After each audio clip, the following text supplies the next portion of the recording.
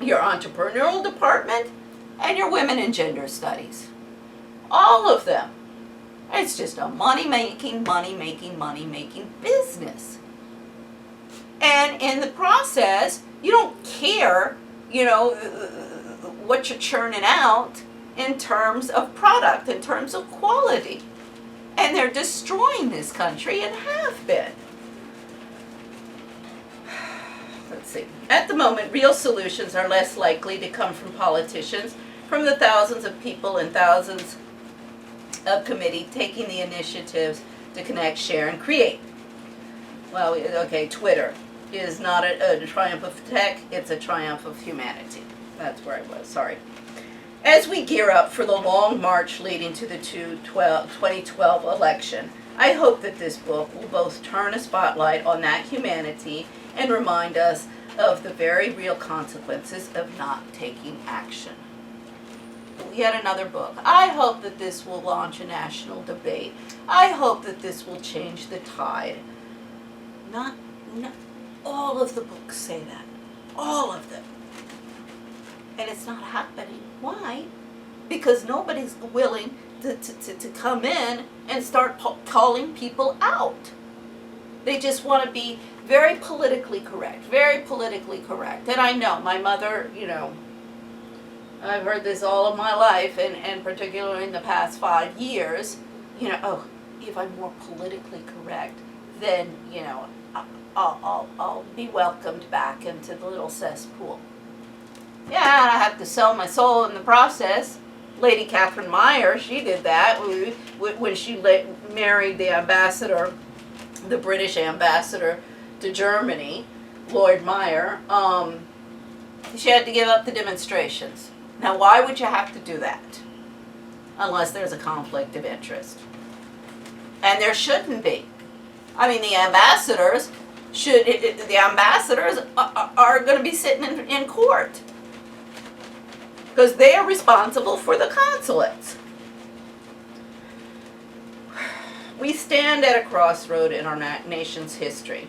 We can choose connection rather than division, understanding rather than fear, reaching out rather than turning away. The anger we should all feel when looking at what is happening in America today can either lead us to tap into our baser instincts or into the better angles of our nature. Nothing less than the future of our country rides on that choice. So, I mean, now Arianna Huffington, she ran for governor of, I forget what state. Another immigrant of rah, she comes to this country to cash in. She says here, growing up, I remember walking to school in Athens, past a statue of President Truman. This statue was a daily reminder of the magnificent nation responsible for, among other things, the Marshall Plan. Lend-Lease. Everyone in Greece either had a family member or, like my family, a friend who left to find a better life in America. See, everybody comes in, wants to cash in, but nobody wants to defend democracy. Nobody cares about it. They just want to come and cash in. And I mean, one of the points that I make, I have an American nationality, a French nationality. My children are Spanish. But I feel a duty not only to the American citizens and the American country and its government and its constitution, but also to the French. I mean, I don't take my citizenships lightly, that I'm just here to profit as much as I can. And I mean, here, this is kind of small, but here are all of the infractions. This is under the Spanish Constitution. Oh, excuse me, wait a second. It is small. Okay, well, no, here, this is what, when they took my assets, taking my home, taking my children, all of the different laws that are being broken. So, here under the Spanish Constitution in violation of 9, 10, 13, 14, 15, 36, and 45(1). Below that, 33.3, 14, 35, 36, I think that is, 14, 24, 24 and 16, 1, 9, 10, 24, 49.5. Just the Spanish Constitution. Then we get into the international conventions all over the map. I mean, every single human rights convention, there's violations. The penal code, and then the civil code. I mean, I got a hell of a lot of damages of all of the lawyers that were involved in my case. I mean, why can't I get anybody to go after them? Because there's a protection racket. And the protection racket goes all the way up to Baltasar Garzón and his law firm, Ilocad, and his NGO, FIDGAR. They do the same thing that the IMF does and everybody else, all of the NGOs and think tanks. They put on another conference, give another speech for people who are writing another book, and blah, blah, blah, blah, blah, blah. It gets paid out of the corporates, from the shareholders. You know, all of this money either usually comes donors, from corporate donors, or taxpayers. Maybe sovereign funds and stuff like that, but ultimately it's the taxpayers, the people, the taxpayers, because the 1%ers are not paying taxes. That you know, are footing the bill for all of this. For absolutely nothing. So, the next that I wanted to read from was, I mean, everybody, you know, the experts, the experts, the experts. Okay, I'm going to quote the experts, and I'm going to quote the experts, and I'm going to quote the experts, showing, you know, we have more than enough evidence to launch Nuremberg Trials 2 is where I'm at right now. I mean, it started with just a simple case, or a couple simple cases in the international courts, but it just keeps on expanding and expanding and expanding. And if the lawyers, you know, all of you lawyers with all of your $1 million homes and you know, your cushy jobs and everything like that, when the revolution comes, you're going to be deposed. So, you know, it's now or never. I mean, I've studied this thing, I've argued this thing like a 2-year-old. My landlord says I argued it like a 2-year-old. I'm like, okay. And same thing. Where's your beef? Where's your problem with my argumentation? Stop insulting me. Stop calling me names. Oh. Or ignore her till she goes away. She's just crazy. Well, you know, we'll see. Once we get to the end of the line, we'll see who's the crazy one here. Because as Richard Nixon said, you can fool all of the people some of the time, some of the people all of the time, but you can't fool all of the people all of the time. And what we're looking at here pretty much started with Watergate. I mean, we can look at it either starting with Watergate or starting with Mike Milken, with the financial markets, but it all started back in the 70s. And the Koch brothers as well. They started back then building their Fourth Reich. I mean, everybody after the Auschwitz and Nuremberg Trials 1, they're like, how horrible, how could these people do this? These people are horrible, they're monsters. Washington is no different than Berlin right now. Absolutely no different. In fact, perhaps worse, because they're much more hypocritical about it. They you know, come off as progressive and defenders of democracy, the right and the left, but nobody does it. So now this is the Great American Stickup. How Reagan Republicans and Clinton Democrats enriched Wall Street while mugging Main Street. because we are just back at square one. Let's see what the financial markets are doing today. One of the things that is incredible is that hearing Donald Trump saying, oh, look, the stock markets, we've got this COVID, unemployment is hitting the floor, or skyrocketing rather, employment is hitting the floor, and the stock market's going up and up and up. Isn't this amazing? What a great president I am. If I was president, I'd be like, this makes no sense whatsoever. I want to know what's going on in here, because this makes absolutely no sense.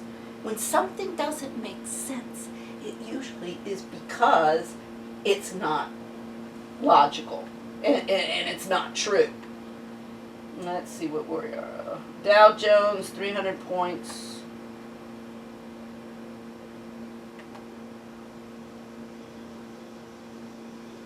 On virus treatment, oh. So yeah, it's going to be trading on virus, but I still don't know exactly where it is.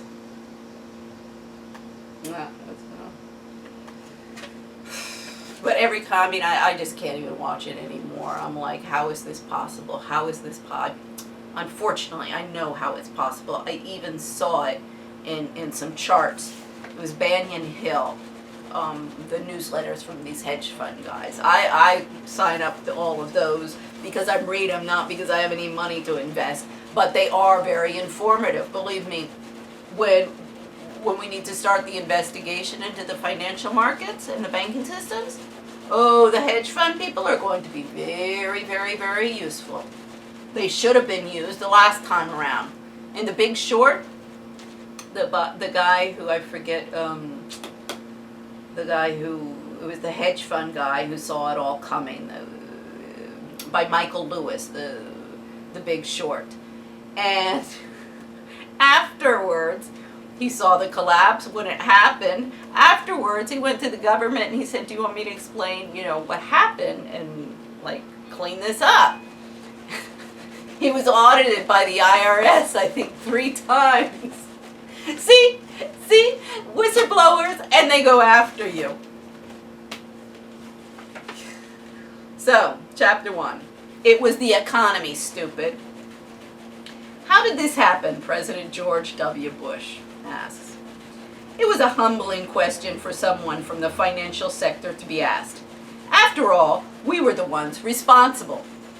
Treasury Secretary Henry Paulson Jr., former Goldman Sachs CEO. See, David Lipton, he's Old Guard Citibank. All of these guys, Obama, we'll see here. Obama, Clinton, they brought in all of the corrupt bankers, the greedy and corrupt bankers. So, of course, they sold their soul. They did it. Yes, there is a they, the captains of finance, their lobbyists and allies among leading politicians of both parties who together destroyed an American regulatory system that had been functioning splendidly for most of the 6 decades since it was enacted in the 1930s.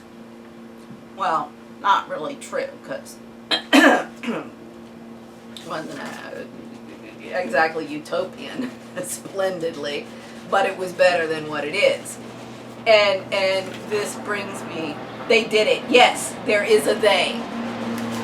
See, this is one of the things, everybody in the status quo, be it from the right or left, if you can't, they'll say, you'll say they. Because, for example, I'm not going to come in and start naming every single person I have on my list because I'd be there for 5 hours. So, of course, it's a plural they.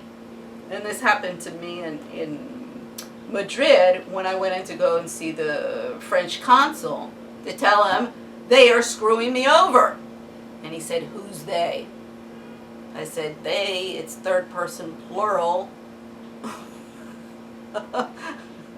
Pronoun, but he was like, oh, she's paranoid. And this is the game that they've been playing and everything like that. Anytime you come in and say, I'm getting screwed over, or this person is not doing its job, oh, you're paranoid. You're paranoid. No, I'm not. And my favorite also is, just because you're paranoid doesn't mean that they're not out to get you. And quite frankly, when they start coming after you, you better start getting paranoid. Because if I hadn't been paranoid, I would be dead right now, or worse. So, you guys, you better get paranoid when they come after you, because you'll lose your life. They will emerge largely unscathed. Indeed, likely wealthier from exploiting the newfound bargains in foreclosed properties and bankrupt businesses that this turmoil provided to those with access to ready cash. And even as they make taxpayers foot the bill for their grievous greed and errors, they are eager to cover their tracks and unwilling to accept responsibility for the damage done. The big cop-out in much of what has been written about the banking meltdown has been the argument by those most complicit that there was enough blame to go around, and that no institution or individual should be singled out for accountability. How could we have known, is the refrain of those who continue to pose as all-knowing experts. Everybody made mistakes, they say. This is another thing. Oh, everybody makes mistakes. Oh, I mean, if some kid was walking down the street with the hood, oh, everybody makes mistakes? I mean, incredible. These double standards are just, it boggles the mind that they can justify what they're doing. Because I can assure you, you get into court, some poor woman and her kids, or some poor black man or something like that gets into court, you go, oh, everybody makes mistakes. Oh no, the tiniest little thing, oh, they're going to come after you and bury you. But these guys, everybody makes mistakes. Sorry. I mean, it's got to stop. This double standard has got to stop. Nonsense. This was a giant hustle that served the richest of the rich and left the rest of us holding the bag. A life-altering game of musical chairs in which the American public was the one forced out. Worst of all, legislators from both political parties we elect and pay to protect our interests from the pirates who assaulted us, instead changed our laws to enable them. The most pathetic of excuses is the one provided by Robert Rubin, who fathered Rubinomics. We had Reaganomics and now Rubinomics. The economic policy of President Clinton's two-term administration. The economy ran into a perfect storm, a combination of unseen but disastrously interrelated events. This rationalization is all too readily accepted by the mass media, which is not surprising, given that it neatly absolves the majority of business reporters and editors who had missed the story for years until it was too late. The facts are otherwise. It is not conspiratorial, but rather accurate to suggest that blame can be assigned to those who consciously developed and implemented a policy of radical financial deregulation that led to a global recession. Now, where has the IMF been on all of this? In bed with the Americans. I mean, that's my big, this goes back to the Institute for Capacity Development. $330 million a year to give training to a bunch of regulators who don't understand the minimum about laws, about economics, about financial markets, about banking systems. Because the people teaching them don't understand anything. They're supposed to be the teachers. I mean, it's just one huge, huge, huge cesspool of fraud. When I get into, there's a book, Bailouts, and it's about the IMF. It's a very, very good book. It's more of a textbook, an academic. But I'll show you some of the online training that it's called ICD, the Institute for Capacity Development. What they're doing, it's ridiculous. And besides, a lot of it is a lot of BS. Very politically correct, but just BS. I mean, we got enough BS in this world without paying the IMF and World Bank $1 billion a year to produce more of it. Let's see. As President Clinton's Treasury Secretary, Rubin, the former co-chair of Goldman Sachs, led the fight to free the financial market from regulation and then went on to a $15 million a year job with Citigroup, the company that had most energetically lobbied for that deregulation. See how, a cesspool, a conflict of interest, and everybody's in bed together. He should remember the line from the old cartoon strip Pogo. We have met the enemy, and he is us. For it was this Wall Street and Democratic parling darling, along with his clique of economists, super friends, Alan Greenspan. Oh, everybody's friends. Everybody wants to be friends. Lawrence Summers, another one, Harvard, and a few others who inflated a giant real estate bubble by purposely not regulating the derivatives market, resulting in oceans of money that was poured into bad loans sold at safe investments. Everybody, even back in the 80s, the guy worked for George Schwelling. Oh, go on margin, go on margin. Like, are you crazy? Go on margin. I mean, you can go on margin if you got tons and tons and tons of money and, you have elsewhere that you can sell and you got to cover that margin, you can cover it.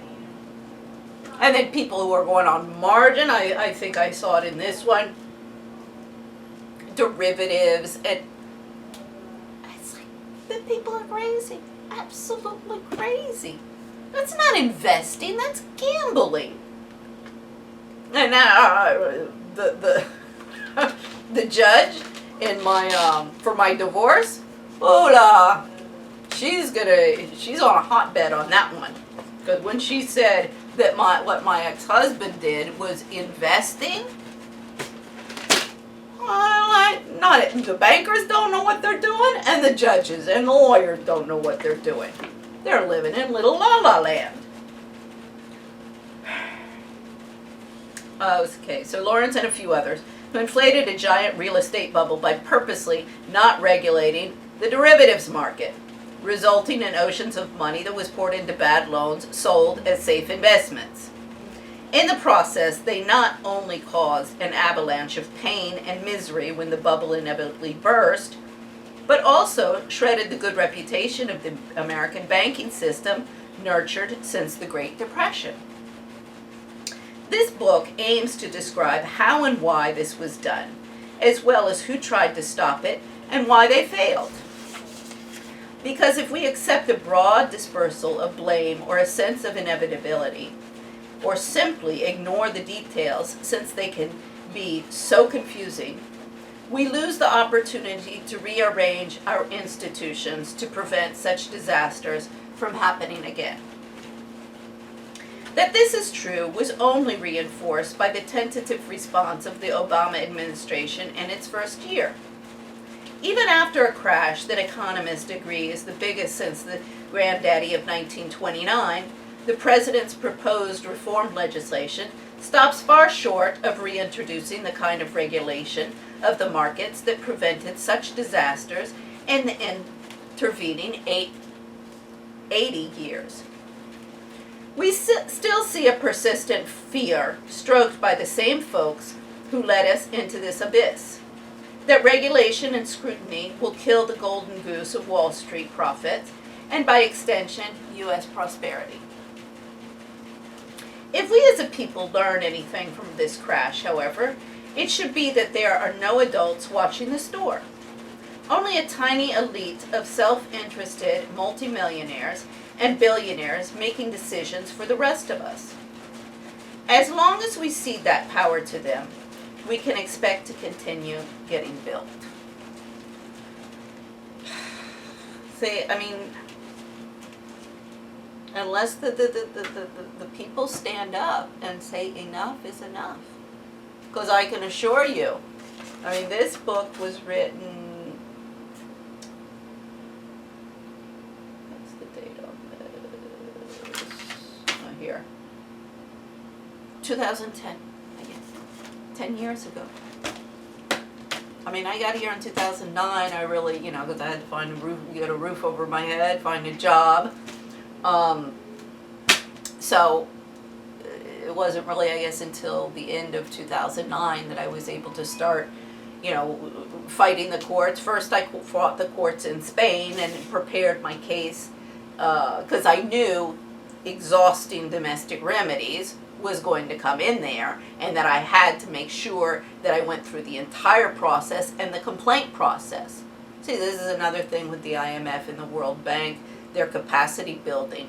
Like, excuse me, I've showed you, I don't know how many times, the regulators don't have a frickin' brain in their head. And the legislators don't either. Nobody has any brains because they got a whole bunch of idiots around them from cronyism, who are just there to kiss their ass, and that's how they got hired. And you gotta start hiring people on merit, not on who they know or, favoritism, because affirmative action and diversity, I mean, that they put in diversity, I'm like, that's no different than affirmative action, which is let's just get more browns and blacks and women. And the women are the worst. Ask any of the victims of the courts. The women lawyers and the women judges are the most vicious. Same thing in the workplace. I mean, I said this last time with Susan Faludi, stiffed.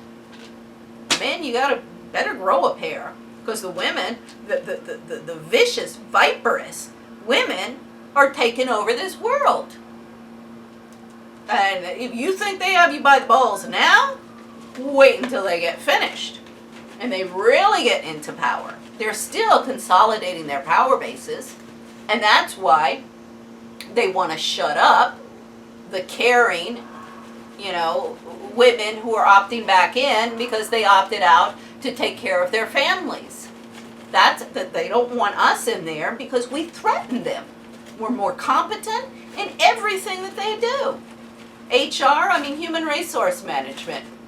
I've been leading a global search now for over 10 years, looking for a few honest, competent men, because the women, I don't trust any of them. I only have one friend, my doctor friend in Colombia, that I would say I trust.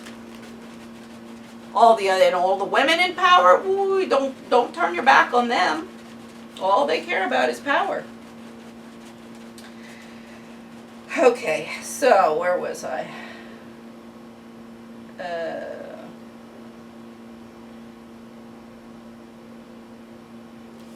see. 3 key myths consistently propagated about the financial markets proved devastating in this event. The first is that buyers and sellers are all logical and well-informed about what they are doing, so the markets will always be corrected to provide accurate price values. The second is that whatever happens in these free markets, the general public will not be hurt. Only irresponsible gamblers will lose their shirts. The third is that whenever the government gets involved, it will only screw things up. Yes. Even if regulators only ask questions, it will poison the pond and spook the fish to everybody's detriment. I mean, yeah, they only ask questions and don't do anything. As we will see in the following chapters, all of these assumptions were proven false. The brave New World Order of super-rational high-tech derivative marketing based on Nobel Prize-winning mathematical models turned out to be a prescription for financial madness. And we see the same thing. The same thing is going on with all of the algorithms and everything with Facebook, and what it's doing is it's, playing into its own game and perpetuating any kind of bubble that it has. And on Facebook and Twitter and the other social medias. I mean, I'm not a techie. I've read the articles, but I'm not, the technology, I couldn't explain to you exactly how it's happening. But I know, this is why also the politically correct stuff, that will get, posted top billing on any of the social media platforms, because you say what they want you to say.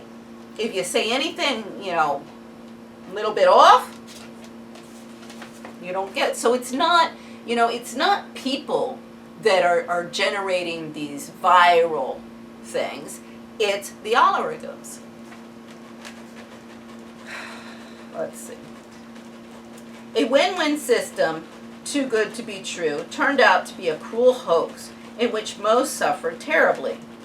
And not just that majority of the world's population that suffers from the whims of the market, but even some who designed and sold the new financial gimmicks. Left to their own devices, freed of rational regulatory restraints by an army of lobbyists and the politicians who serve them, one after another of the very top financial conglomerates imploded from the weight of their uncontrolled greed. Or would have imploded, as in the example of Citigroup and AIG, if the government had not used taxpayer dollars to bail out those too big to fail conglomerates. I mean, who's too big to fail are the people. If you lose all your workers, you lose all your people, what you gonna do? Along the way, these companies, including the privatized quasi-government Fannie Mae and Freddie Mac monstrosities, were exposed as poorly run juggernauts, with top executives having embarrassingly little grasp of the chicanery and risk-taking that was bolstering their bottom lines. Worst of all, damage from this economic chain reaction didn't, of course, stop at the bank accounts of Saudi investors or American CEOs, but led to soaring